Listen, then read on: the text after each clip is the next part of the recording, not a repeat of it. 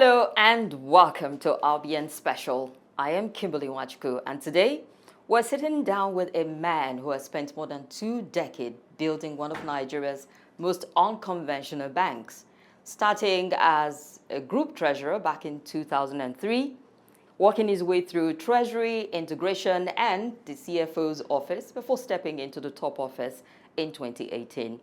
And under his leadership, Sterling restructured into a holding company, building its strategy around 5 sectors it believes will actually move Nigeria forward, and even walking away from transfer fee income most banks wouldn't dare give up. But beyond the balance sheet and boardrooms, he's also known as a quiet art patron, and by some account, a poet. So today on RBN Special, we're not just talking numbers and emerging markets. We're talking about the man behind the banks, also how he thinks, what keeps him up at night, and what he would tell his younger self back in Otukpo, Benue State, if he had the chance. My guest is a banking and economic professional and the managing director, CEO of Sterling Bank, Abubakar Suleiman. You're welcome, sir. Thank you for having me. Delighted to have you join us. Thank you. So you joined Sterling in 2003 as the group treasurer inside this one institution. Yeah. Treasurer, integration director after the Equatorial Trust Bank acquisition, CFO, and now the CEO of the bank. Was it like watching a company from the inside for over 20 years? Because I know it's very tricky in my industry. Like, you don't stay somewhere for too long. But you've been in there and watching it grow. Well, so the ways you approach what you do, many people see the job as an employment, and they put in their best and they get paid. And that means that once that is no longer where they get paid the best, they start to move on. For some of us, it was a project. It was triggered by the fact that we were working in an international bank, at that time, the world's largest bank and the most profitable bank in Nigeria. But it didn't have a domestic bank focus because it's part of an international franchise, right? Decision making is at head office. A lot of what we were doing felt distant from the Nigerian reality. So when we left, we didn't leave because the company didn't want us anymore or that they weren't paying us well. I mean, it was an amazing career that I had with Citibank Nigeria. But I wanted to do something that actually speaks to the Nigeria problem, the Nigerian reality. And so there was nowhere to go. There was no other excuse after I got into a Nigerian bank that was willing to allow us to experiment. Okay. And that was why we stayed for that long. And that's why we're still here, because the job is not done. Well, does it change how you lead, actually? The fact that you've been in there for over 2 decades or thereabout? Well, the fact that this is a project, a nation-building project at some level, changes how we lead, how we've worked. The fact that I've been in has both upside and downside. The upside is that I understand the institution deeply. The downside is that sometimes you stop seeing some of the things that an outsider would see. Right, but at the end of the day, you lead humans and you respond to humans, So I don't think that the difference is in how I lead. The difference is in the things that I may miss and the things that I see clearly. All right. Talking about how you lead, you are said to lead with heart, even though it's the policy, the strategy of your bank. Tell us a bit more about that strategy. Why that particular bet? Because it feels like a lot of businesses would rather look for short-term results. Yes, so there must be a lot of pressure to looking at something that has to do with the long term. There is a lot of pressure, but I'll start with why we did it. We imagined ourselves in a race, and we looked at the monstrous institutions ahead of us that were multiple times our size. They had all the resources. They attracted the best talent. They had a huge brand. And so we're like, how do you beat these guys? You're not going to beat them in their own game. They've won that race. So we needed to come up with a different strategy. We needed to come at it from a different angle. That angle for us was to go to uncontested spaces, but to also choose uncontested spaces that has impact element. So we wanted to be the institution that governments would talk to, that foundations would talk to, philanthropists would talk to, because in that tripod, with government on one side, non-governmental organization, and the commercial institution, we can solve problems. And in Nigeria, we found out that the biggest problem to solve were in those 5 sectors, where there's significant deficit of supply, meaning that we were importing. There's a gap. If you look at healthcare, it was health tourism and self-medication. If you look at education, again, a lot of kids had to go abroad and a lot of kids were out of school. Yeah. The same is applicable to agriculture, where we, despite the fact that we produced a lot of food inflation remained constant. That was how we chose those sectors. And we're trying to work with the industry to unlock value in those spaces. So it was chosen because it has a future potential to drive economic growth for the institution, but it was an uncontested space, which means that we can take our time and try to do it right. All right, then. For those who are in doubt as to what HEART represents, we're looking at health, education, agriculture, Correct. renewable energy, and transport. transportation. Absolutely. Which aspect of this was the most tricky Ooh, in that's a good meeting one. the promise? Because, I mean, That's a good you one. start off for it and you start to wonder, all right, That's a good one. The one that was easiest, or the one we made the most progress, was agriculture. We became a dominant financier of agriculture. We have more than 15% of our loan book in agriculture at some point when people were struggling to get to 5%. So I would say that was one of the best. Healthcare was a very tricky one until COVID. COVID was a turning point because a lot of the messages and the things we'd been saying before COVID became clear to people when they realized that even if you had money, you couldn't go out of the country for healthcare, where people started to ration drugs that were coming into the country. And so we got a lot more support, and people thought, well, maybe we should actually build our own health industry. Transport was tough because aviation was one leg of transport, was incredibly difficult, went through the years of congestion at the port. So investments in transport was running into problem with those bottlenecks. Yeah. But we've expanded transport now because we've become involved in tourism, because transport goes hand in hand with tourism. Oh, yeah. And because of tourism, we've become involved in the creative industry, right? So there's a more meaningful engagement now in that space beyond just transport and logistics. Well, it seemed like you went to the end of the spectrum with the transport, because we're still dealing with everyday transportation challenge in the country. Yeah, we are. And most of them are infrastructure problems. Oh, okay. So once you realize that you cannot solve the infrastructure problem, you can only support the financing. For instance, we're part of the banks that finance the Blue Line in Lagos, the light rail. Beautiful thing they've done. I actually see it from my office whenever it passes by. I think the last announcement that carried 8 million passengers. Oh, wow. It's an incredible... That's impressive. No, the commitment of the state to go through with that project, I find it quite exciting. Yeah, so there are some infrastructure that would help to alleviate that problem. But we also saw for transport with our investment in EVs. So we are the primary importer and funder of electric vehicle in this country right now. We have supported people that are building charging stations across the country, so you can actually, obviously top up your energy. We solarize our building. The 17-story Sterling Bank head office is the only one of its kind on the continent, because we took an old building and we wrapped it up in BIPV solar cells. And so the building itself generates its own energy, and we've added a small solar farm in the car park. Right. So again, you lead by example. It's very easy to show people. It's much harder to explain to them what we do. We are turning our car fleet from internal combustion engine to electric vehicles to optimize. And we found out that we actually save money doing that, apart from the impact on the environment. So yeah, it was difficult, but it's also quite rewarding when you start to see the progress. All right, then. We do have a small and medium-scale business community responsible for most of the jobs available that we have. How would you support the businesses by way of policy advice for better access to, financial opportunities for them? No, thank you for that. I'm always happy to talk about small businesses, not just because they say they're the backbone of the country, but also that's where the greatest opportunity lies for us to improve productivity. Because when you think about it, most of the small businesses do not have access to, some of the tools that large corporations have. They cannot afford to hire a good CFO, for instance. They may not have access to media resources. And so imagine what would happen if they could have access to that. But you can't deal with any of that unless you first start to formalize them. Because the biggest challenge is that by being informal, is a ceiling to growth. There's only so much you can do without having those formal processes and those institutional processes.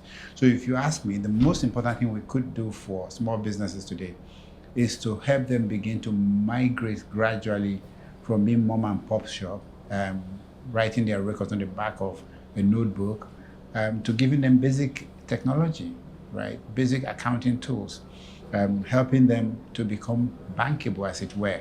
And by being bankable, it means that they have sufficient information for a banker to take the decision on giving them credit, right? So policies are all good and fine, but if we don't think about the fact that no economy can actually grow at the kind of scale that we want without larger institutions, because the small business themselves benefit from large corporations.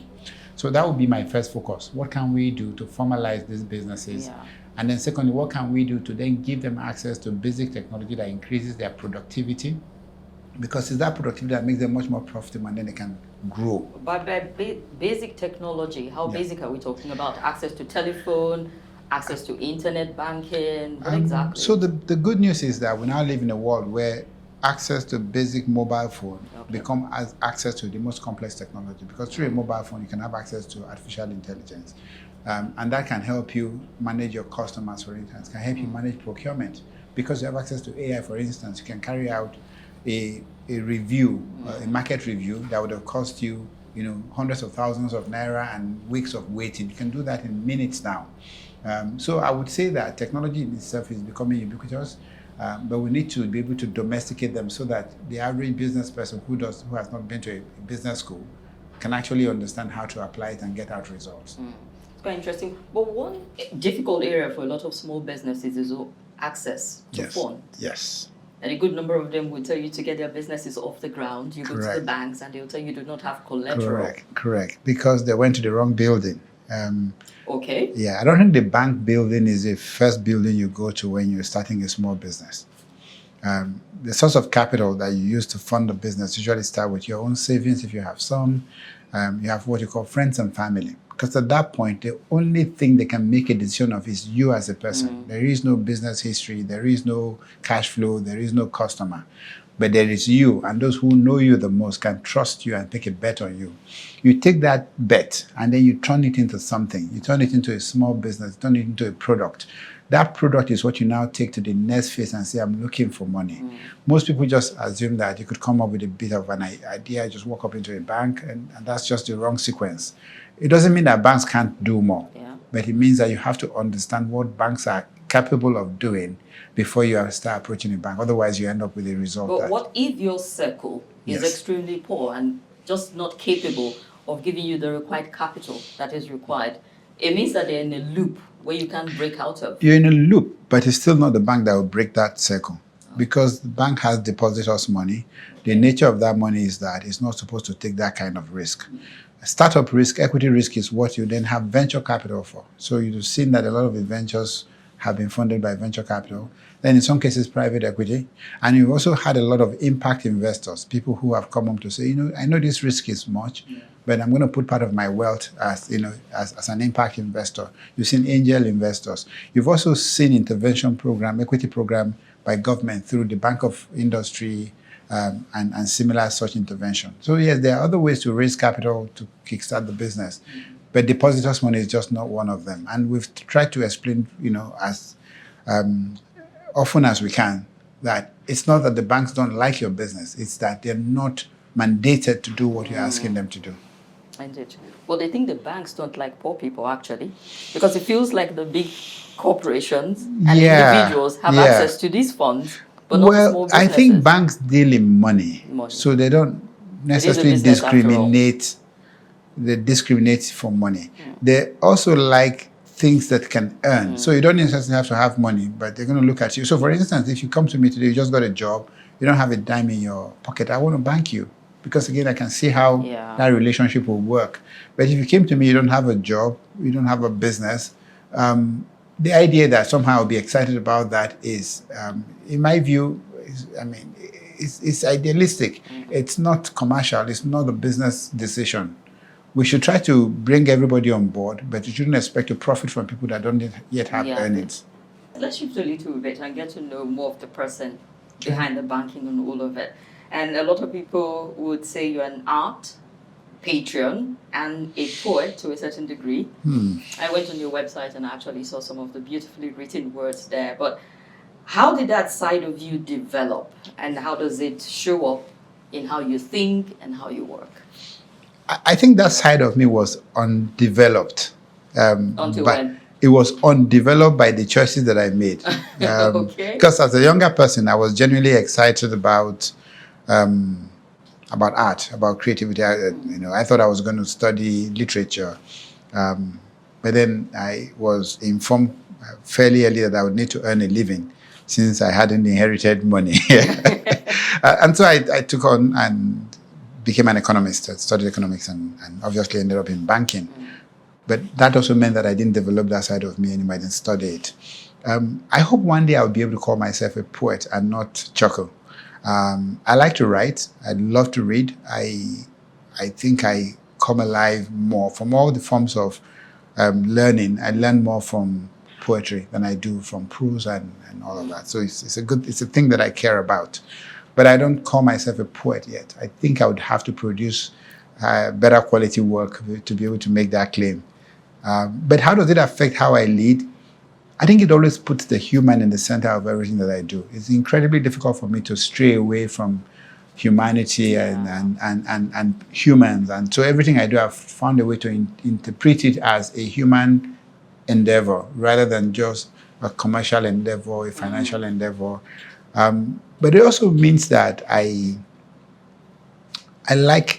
enjoy the deeper reflection and more internal than external.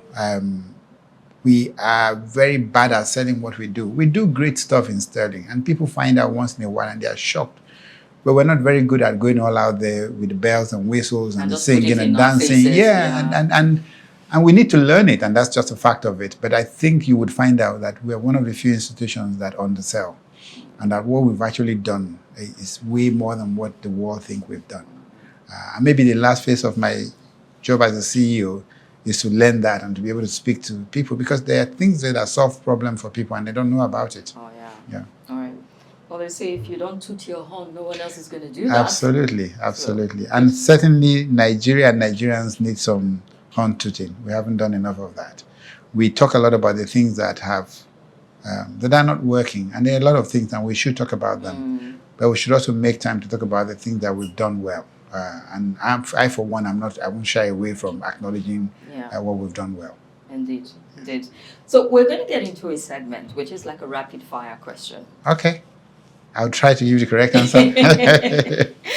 and starting off with this one, a day in the life of a top bank CEO. You ready for that? I'm ready. What time do you wake up? 4:30. 4:30 a.m.? 4:30 a.m. every single day. Weekday, weekends? Doesn't matter. All right. What is the first thing you do when you wake up? Pray. Yeah, spiritual man. Yes, I'm getting better at this. I get older. You get to introspect more and connect. Absolutely. All right. So what is the first phone call you make in a day? I don't make phone calls. I hate phone calls.